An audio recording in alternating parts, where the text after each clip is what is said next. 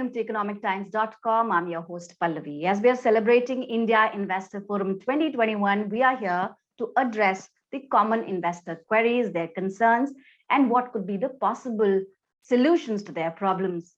To discuss more on the current market scenario, what retail investors should do, we have with us Mr. Gautam Kalia, Head Investment Solutions, Sharekhan by BNP Paribas. Welcome, Gautam, to economictimes.com.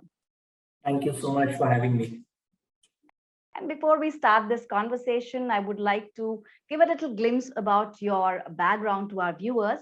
Gautam has nearly 2 decades of experience in the banking and financial services sector in India as well as abroad. He's an MBA from IIFT Delhi. He's a chartered alternate investment analyst. He's a part of the India Executive Committee for the CAIA Institute.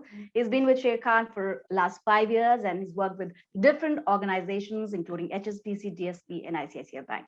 The interesting part, which many of you may not know about Gautam, is that he likes to compose music in his idle time. In fact, Gautam, along with his wife, Nanita, they make up the musical duo Kal, and they have already over 5 songs released, which are available on major streaming platforms. That's quite interesting, Gautam. So before we begin with the, the investor issues and the bigger concerns for the investors, a quick take on music and really how does it help, can it really help in our daily life also as to, releasing tensions, because there's a lot of tension going on in the stock markets as of now. Yeah, so good connect to the music and the stress in the stock market. So yes, definitely. And COVID being the disruptor that it was, the recent pandemic that we've all lived through, was really the trigger point for me to, realize that it's time that I at least release the music that I've been composing since school. And that's, I think we've seen that happen in the industry as well as with people who are employed and they wanted to start their own business. And we're seeing that in the market as well, with so many investors now coming in and doing this. But yes, to your point of stress relief, definitely it's a good distraction, especially from the way the markets are and the amount of stress you have to take in terms of managing money and expectations of different clients. So I think it's a fantastic distraction for me, and hopefully it's a good distraction for our listeners as well. Right. So moving on to the conversation, as of now, in your opinion, what is the biggest concern for retail investors, looking at what has been happening in the market, the highs and the lows that markets have witnessed? So I think the biggest concern that I hear from our clients is that the market is at a historical high. And that's something that we've been hearing for the last 6-8 months. And that obviously puts this question in mind that, is it a smart decision to really put money in when it's at an all-time high, it's close to the all-time high. So really that's the concern, because there's always this fear that, the day you invest in the market, that's the day when the market crashes by 10-15%, or that's the week when that long-awaited correction that everyone's hoping for, who's sitting on the sidelines is hoping for, experiences. So that's really the main concern. And our job always as advisors is to put that question in the context of their wealth creation journey. And, most investors are looking to create wealth over a 10-20 year period. So in that context, I mean, really, it doesn't matter whether you're entering today or you enter at the exact minute when, it comes down by 10%. So that's really the concern, and that's how we address it. Right. And as we've observed, mostly investors are confused, as to what would be the best possible time. There's always a lot of things, going on in the back of the mind. So what would you suggest to someone who's looking to enter markets at this point? We've seen record highs, and also markets have started to, show some kind of a correction at this point. Yes. What are your suggestions? So, this is one of those questions that no matter how many years you spend in the industry, you always get, because I believe the question itself is wrong, but people love to ask it. The question is not, is this the right time to invest? I think the question should be, should I invest more in the context of my requirement, my objectives, my asset allocation? And when you put that question in that context, then the answer becomes much easier. So it's not about timing. It's really about making sure that you invest for the duration that is required to earn the compounding effect necessary Right. to generate wealth. I'll give you an example. There's a client whom I was talking to. He said, yeah, I heard you. Whatever you're saying is excellent, but I've got my 4 lakhs in Sharekhan. Please, make sure that you manage that well. Now, even if we manage that well, we can probably deliver that 4 can become 6 or 8 lakhs. But does that make any meaningful difference to the wealth of that individual? And that's really the question that people need to be asking. That if you're putting in money just for dabbling, then you'll get outcomes also that are not really interesting. So you have to ask the right questions and then take these decisions. Right, that's a valid point. And in fact, if we talk about taking the right decision and at least making the decision of investing for long term, we would also like to know, how does a full service broker help the customer, especially retail investors, in making better and more informed investment decisions? So, we call ourselves a full service broker at Sharekhan.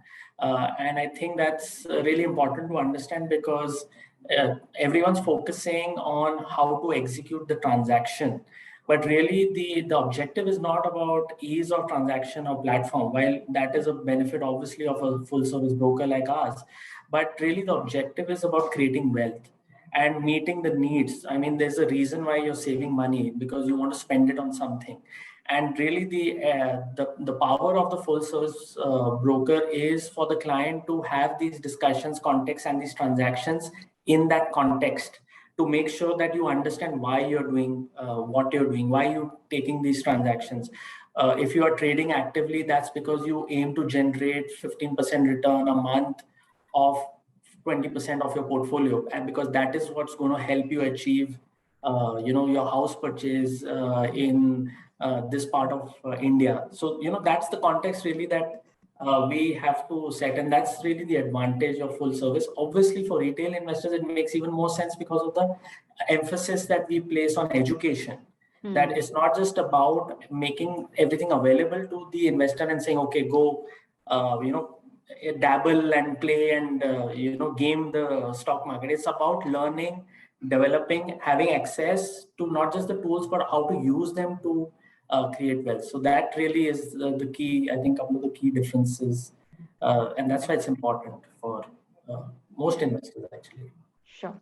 In fact, if we look at the trends, there's been a significant rise in retail participation. We saw some record numbers, also some 10 million demat accounts. So it's almost like something new which we are witnessing. So from your perspective, what are the reasons you see behind this kind of a growth, behind this kind of a surge?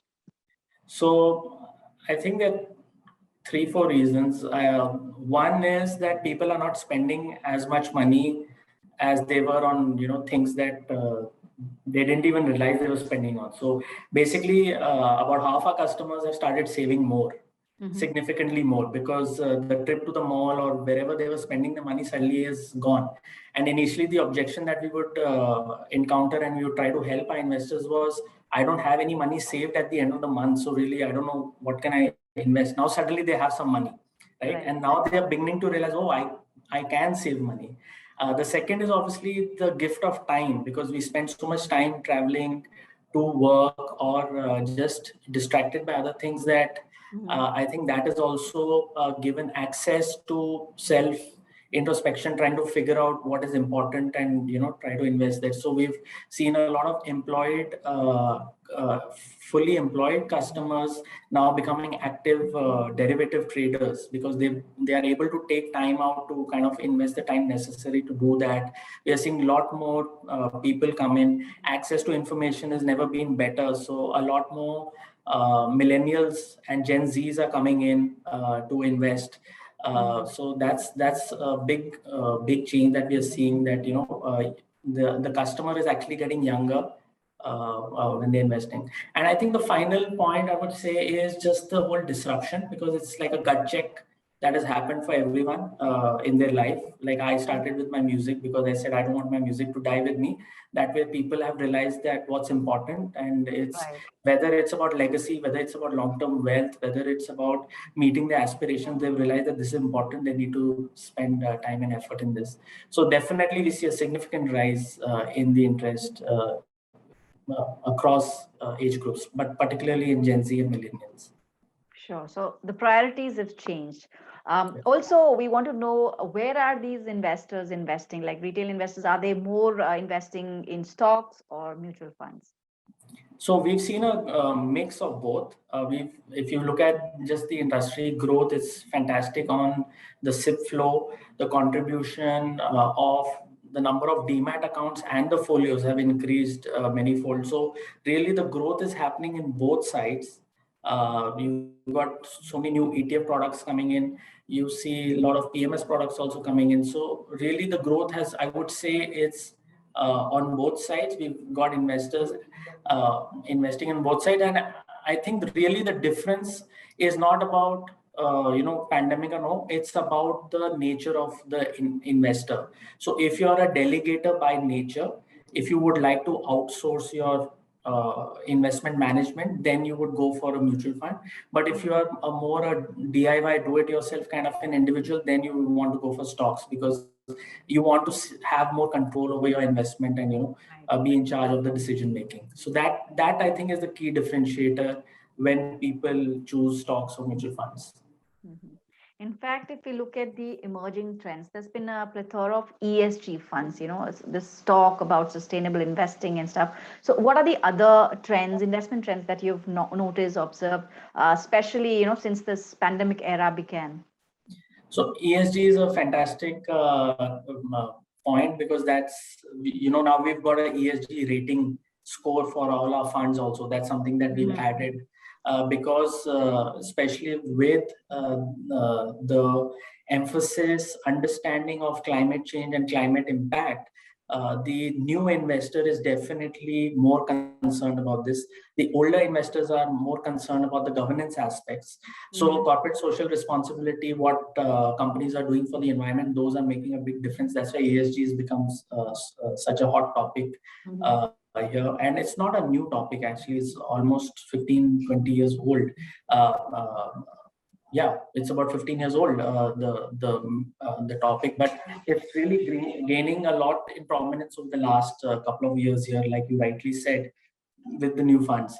In terms of emerging trends, we see a lot of top talent, top fund managers setting up shop on different platforms like the alternative investment fund platform or the PMS platform, and raising money, raising capital to manage funds. So there's, besides the traditional mutual fund houses, you see a lot of these individual fund managers setting up shop and growing their book there. So that's definitely a trend we've seen over the last couple of years. We see obviously the disruption in the industry caused by fintechs and discount brokers. So that is also a growing trend. And now recently, you can if you watch even a little bit of cricket, you'll see the advent of all the cryptocurrency based apps. So crypto is the new thing, even though they're still trying to figure out the FEMA regulations there. But very soon we'll be talking about NFTs and properties in virtual properties in the metaverse and things like that. But those are really the hottest trends in this space. So that's what I see happening over the last 2-3 years, and I'm actually keeping track of all of these things because they're quite interesting to see how these things pan out, really. Since you mentioned crypto and you mentioned NFT and these newer things, which the younger generation especially is trying to explore, what is your piece of advice to anyone who's trying to make an investment or planning to make investment into financial markets for the very first time? So, what are the do's and the don'ts? What are the key things that one needs to keep in mind? If you can sum that up so that we can close the whole conversation. Sure. So see, there's a reason why we pray to God for money, or we pray to a god of wealth or goddess of wealth. In at least in Hindu tradition and in other traditions as well. The thing is that you have to respect money. So if you're a new investor, the decisions that you take related to investments have to be serious and well thought out. So while you'll always have the allure of systems and setups and platforms that are trying to gamify some of these things, it's important that you take these decisions in the context of your long-term wealth creation, right? A SIP started 40 years back in the index of 25,000 rupees a month would have generated 100 crores of wealth for you today, right? So that's the power of long-term investment. So, and instead of 40 years, had you just kept it for 30 years, that 100 crores would have been 20 crores, right? So really the thing that everyone ends up chasing is the return. Everyone keeps looking after, okay, I can get 15% here, but potentially I can get 18% there. It's not about going after the returns. It's really about setting a discipline in place and spending time. The more time you invest, the greater the chance of long-term wealth creation. And that's the advice that I give to my family and friends and all customers that I talk to, because I've seen it working for me as well. So that's what I do. So discipline, patience, research, these are some of the key things which investors need to keep in mind before making any investment strategy or plan. Thanks a lot. That was indeed a great conversation. Happy to host you here on ET.com. Thanks, Pallavi. Thank you.